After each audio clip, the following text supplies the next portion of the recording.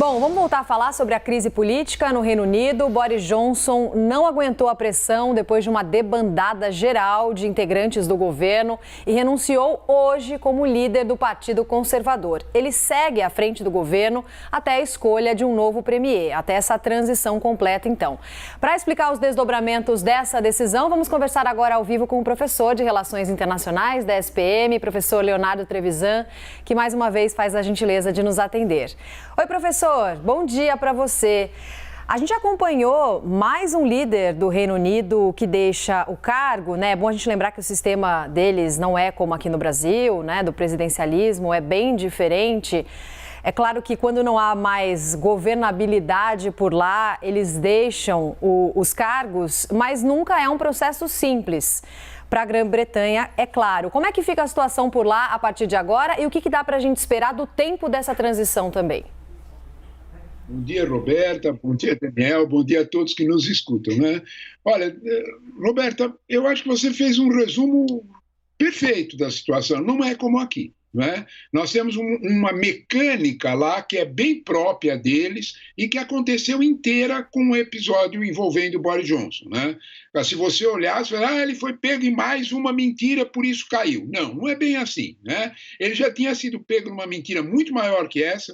Foi a mentira do Partygate, quando ele fez festas, quando a Inglaterra inteira estava em lockdown, ele fez festas em Downing Street 10, na casa do primeiro-ministro, e disse primeiro que não tinha estado na festa, depois disse que não tinha sido convidado. Quando tudo apareceram, as fotos apareceram, todo mundo entendeu, deixou por isso mesmo. Ele foi multado e ficou por isso mesmo. Não é a mentira que o derrubou. Este é o ponto. O que o derrubou foi uma sequência muito grande que começa de problemas econômicos que começa na inflação. Na verdade, Roberto, quando nós olhamos para a queda do Boris Johnson, ele é o primeiro grande líder de países industrializados que é derrubado pela sequência da inflação, principalmente pela guerra da Ucrânia. A queda do Boris Johnson está conectada diretamente ao aviso do Banco da Inglaterra que depois de mais de 40 anos, a Inglaterra vai ter, a partir de dezembro, uma inflação de 2 dígitos. Então foi o preço da energia mais o preço do alimento que derrubou Boris Johnson? É isso mesmo. Mas não é só. Principalmente as consequências políticas desse apreço. O que acelerou a mudança de opinião daqueles dois principais ministros, o das Finanças e o da Saúde, foi a divulgação, pela terceira vez, por um terceiro instituto, o YouGov, de que Boris Johnson, 54% dos que votaram em Boris Johnson um ano atrás, não fariam de novo. Este ponto foi muito sensível. Foi um medo de uma eleições gerais que fez os conservadores, o bloco maior dos conservadores, pedir o cargo de Boris Johnson. Interessante o senhor trazer esse olhar, porque até então a gente vem analisando de uma forma mais superficial, né? E não vai mais a fundo para entender como que a economia, o próprio Brexit, também tem suas consequências diretas na saída de Boris Johnson. E aí, pegando esse ponto, professor, o Partido Conservador segue, né? Por que lá o Partido Conservador ainda vai permanecer no cargo? Boa pergunta, né, Daniel. A questão central é a mecânica do governo, não é? Boris Johnson fez um grande favor para o Partido Conservador, né?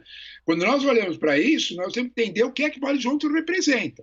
Na eleição passada, Boris Johnson rompeu um cinturão de cidades, principalmente nas Midlands, né?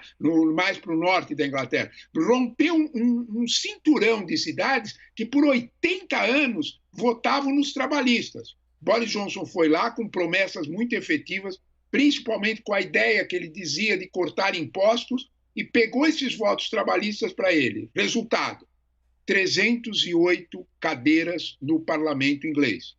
O que isso quer dizer? Uma maioria super sólida para manter o governo. Mas essa maioria era composta por deputados que têm interesses diferentes. É por isso que a pesquisa sinalizava preocupação. Quando 54% parou de votar no Boris Johnson, esses eleitores, ex-eleitores trabalhistas, foi aí que mais tinha caído. Eles estavam voltando para o regaço, voltando para o Rio Antigo dos trabalhistas. Isso é que assustou. Se, por um acaso, os conservadores não se entenderem e não conseguirem ter um primeiro-ministro solidamente instalado, aqueles conservadores que perderem vão se aliar aos trabalhistas e derrubar o governo. O que aconteceu agora foi que os conservadores tiraram a confiança no primeiro-ministro Boris Johnson. Troca dentro dos conservadores. Se a troca dos conservadores não for suficientemente sólida, a parte que perder bandeia para os trabalhistas e derruba o governo. Aí tem que fazer eleição.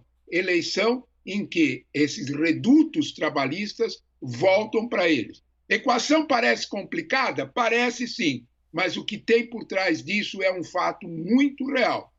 Se políticos caíssem porque mentiam, meu Deus do céu, não ia sobrar um, né? Todos nós sabemos.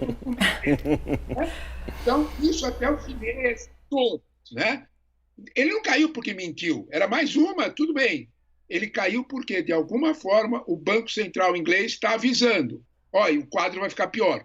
Quadro pior numa situação política pode significar queda dos conservadores no poder. E aí sim, aí é perigoso, porque aí sim vai trocar para os trabalhistas. A gente está falando de uma inflação que passa um pouquinho dos 9%, né, professor? É bom a gente lembrar também dos impactos na economia que isso tem por lá. Agora, professor, se essa transição pode demorar dias até semanas, a gente já tem alguns nomes até sendo ventilados nas tradicionais casas de apostas, né, que são uma cultura também bem forte ali na região. Mas um dos nomes ventilados é do ministro da Defesa, Ben Wallace. O que dá para a gente esperar desses nomes que começam em 8 e depois vão sendo votados e terminam em 2 concorrentes, é isso? Exatamente. Eles fazem esse percurso, são todos apostados, eles fazem prévias, né? E as prévias sinalizam quem tem mais apoio ou menos apoio. Tradicionalmente, na política inglesa, quem realmente será o primeiro-ministro se segura, se esconde, né? Ele só aparece na última prévia mais forte, conforme os acordos estão selados. O ministro da Defesa pode ser um caso de um apressamento. Observe, por exemplo, que nós temos alguns que são atuais ministros que estão muito cotados, né? Rishi Sunak, por exemplo, que era o ex-ministro das Finanças, que foi a grande perda de Boris Johnson, que se demitiu na terça-feira, ele é um desses que está escondido. Ele não é qualquer primeiro-ministro, não, qualquer ministro da Fazenda. Ele era um alto executivo da Goldman Sachs, ele tem muitos contatos na Europa e muitos contatos com os Estados Unidos. Num momento de crise econômica, um homem assim chama muita atenção. Nós temos que olhar também para Liz Truss. Liz Truss é a chanceler britânica que é muito ligada a Boris Johnson e muito ligada aos que gostam de Brexit. Nós temos outros nomes, o de Hunt, por exemplo, que era um outro ex-chanceler das finanças, que também é muito cotado.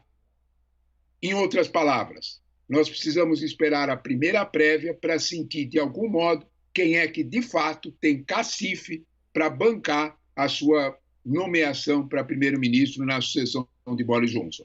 Não será a mesma sucessão como aconteceu com Theresa May, a ex-primeira-ministra conservadora, que todos sabiam que Boris Johnson era o candidato mais forte. Nós não temos, neste momento, alguém que catalise todos os votos conservadores.